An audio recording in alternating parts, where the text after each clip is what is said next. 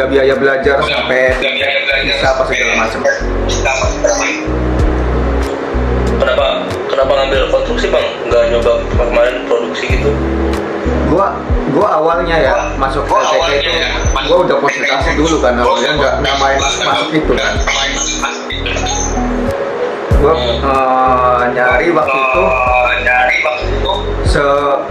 seberat-beratnya dapat kerjaan, gua nyarinya tuh pertanian gitu.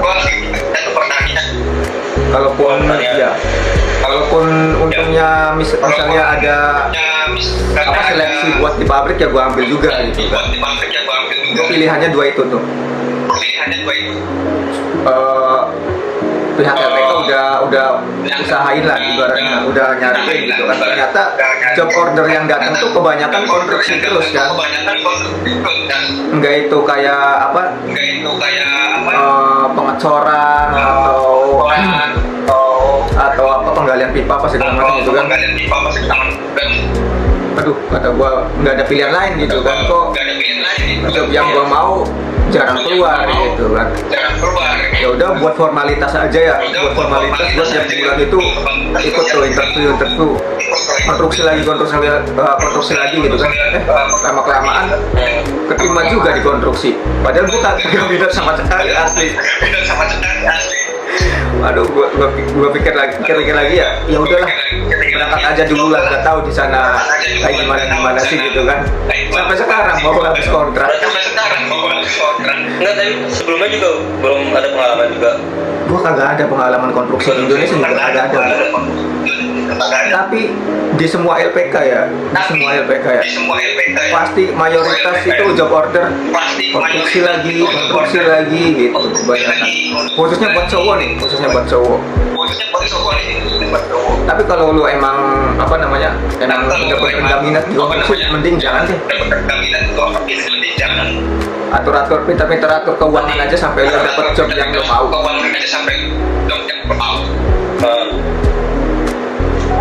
Berarti nih kalau misalkan ya bang ada pilihan nih kayak di Jepang apa Korea, masih itu mendingan mana bang? Kalau dari Korea apa Jepang?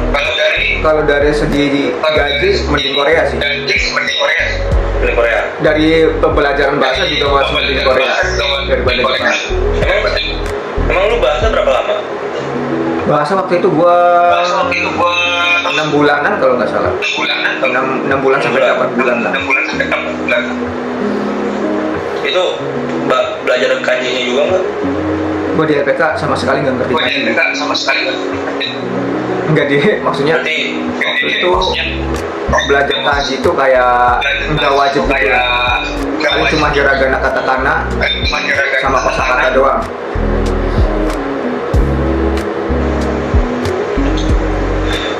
Tapi di job-job tertentu gitu, kerjaan tertentu emang kanji itu emang kepake banget kanji itu.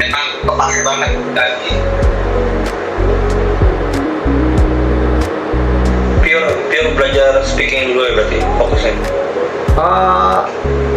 Iya. Belajar ngobrol gitu kan pakai bahasa Jepang. Lu di Jepang ini udah nikah apa belum? Udah punya istri belum? Belum gua. Belum punya. Kenapa nggak jadi di sana bang? Pengennya sih, cuma gua pas nyampe sini anjing gua kayak apa ya, minder gua sama mau ngobrol sama orang Jepang. Orang Jepang nggak ada yang jelek maksudnya gua kan. Cantik semua anjing tuh. Gua minder sendiri. Kalau ada kosakata yang gua nggak ngerti aja ya. Kayak gua tuh kayak, aduh anjing, kurang pede jadinya gitu kan, mau ngobrolin apa lagi gitu kan. Ilfil ya mati kan? Iya, takut gua ilfil jadinya gitu.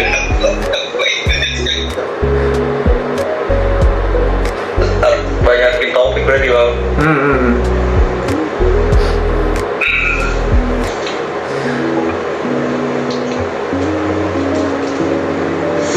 Biaya hidup sekarang mahal bang. Di mana di sini? Ya. Wah, di sini pajak lagi naik-naiknya. pajak lagi naik. Beras dulu awal-awal gue kesini ya, berapa kilo ya? Awal-awal gue kesini ya, berapa kilo ya? 8 kilo kan kalau nggak salah. 8 kilo itu kalau di rupiah masih 600-an. 600.000 tuh. Sekarang 8 kilo itu udah sampai 1 juta. Beras aja. Naiknya Gila. matang, mahal banget. Gila. Nah, di sini sekali naik ya. Lagi bahan pokok lagi pada naik semua deh. Pusing gua. Beli berasnya pakai brand siapa apa dari Indonesia? Brand sini sih. Kalau beras ini. Tapi ada dijual dari Indonesia juga. Kalau beras Indonesia kayaknya nggak ada deh. Mereka emang asli beras Jepang ya. Tapi beda-beda merek gitu. Beda merek, beda kualitas. Pulangan situ ya? Hah? Berasnya pulangan mana bang? Bulanan sini berasnya. Asli enak banget beras Jepang itu. Bagus itu mah ya?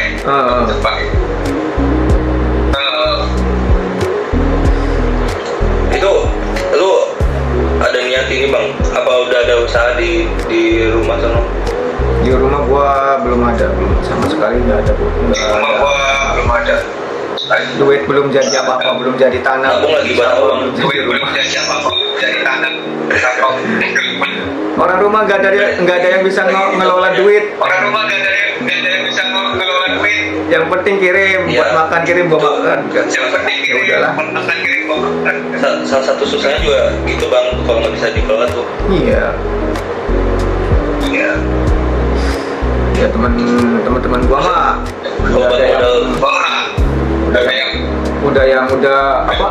udah di rumah bikin usaha gitu kan, bikin ternak.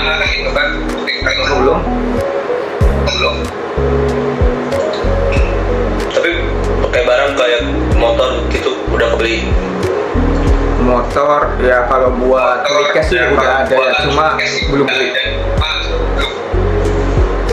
Gua awalnya ya sebelum berangkat ke Jepang tuh gua ada kepikiran pengen kayak beli mobil gitu. Beli mobil lah buat di rumah gitu kan. Pas nyampe sini kayaknya mikir-mikir lagi ya nih, pengen beli mobil. Di sini mobil lebih murah-murah. Lu kayak tahu mobil ini guys? Apa? Di sana transportasi malah murah. Murah-murah. Di sini kalau di rupiah itu 30 juta itu udah dapat mobil baru. Kayak semacamnya kayak mobil apa ya? Kayak mobil Brio. Iya kayak mobil Brio kayak gitu.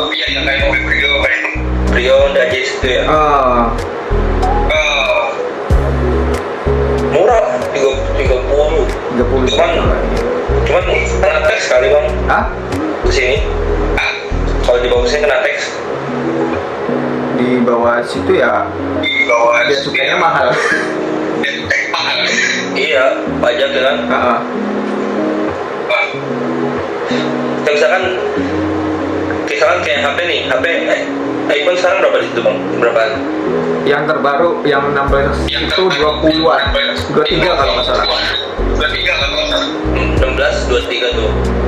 23. Tapi berarti kalau di bawah sini bisa berapa itu? Kena bea cukai paling jadi 25-an. Teman ada yang bawa sini juga kalau pulang. Ya banyak lah pasti mereka kalau pulang pasti ganti HP semua mereka iPhone. Pasti udah rata-rata belinya langsung iPhone ya. Soalnya kalau lu tahu ya di sini tuh iPhone tuh ya udah dipakai sama orang-orang itu kayak apa ya udah umum aja gitu, dari lu profesinya dari security sampai yang punya jabatan apa itu pakainya iPhone semua. Iya udah umum lah, udah ngawah.